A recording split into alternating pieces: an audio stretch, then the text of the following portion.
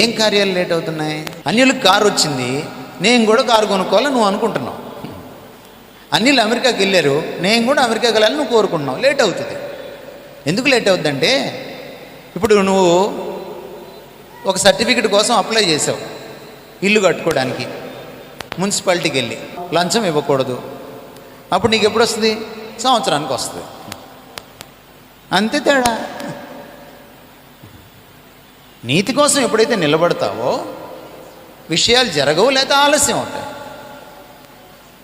దాంట్లో ఆశ్చర్యం ఏముంది? నీకు అంతగా ఇష్టం లేకపోతే అడ్డదారి తొక్కు, రేపే వచ్చేస్తాయి అన్నీ రేపే వచ్చేస్తాయి. ఇకపోతే మీరు వాళ్ళు చాలా ఆనందంగా ఉన్నారు, వాళ్ళు ఏం ఆనందంగా లేరు మీరు అనుకుంటున్నారా? మీ భ్రమ అది, వాళ్ళు ఆనందంగా ఉన్నారని. మన దేశంలో ఎలా ఉంటుందంటేనండి, లోపల పచ్చడి మెతుకులు తిరిగినా బయట మనము BMW కారులో తిరుగుతాం. లోపల మనం ఎలాగైనా తినేవ్వండి, ఎలాగైనా ఉండనివ్వండి, పెళ్ళికి వచ్చినప్పుడు బ్రహ్మాండంగా వస్తాం.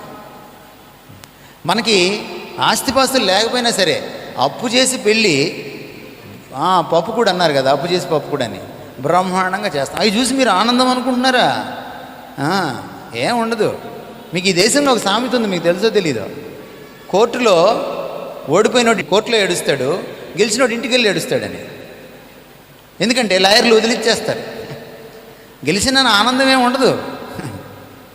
బయటికి కనిపించేది ఆనందం కాదు. ఈరోజు కష్టాలు వాళ్ళకి ఉన్నాయి, మనకి ఉన్నాయి. అన్యులకి ఉన్నాయి, మనకి ఉన్నాయి. కానీ మనకి కష్టాల మధ్యలో ప్రభు ఉన్నాడు, వాళ్ళకి లేడు. అదే తేడా. సముద్రంలో వెళ్తే వాళ్ళ నావకి తుఫాన్ వస్తుంది, మన నావకి తుఫాన్ వస్తుంది. మన నావలో ప్రభు ఉన్నాడు.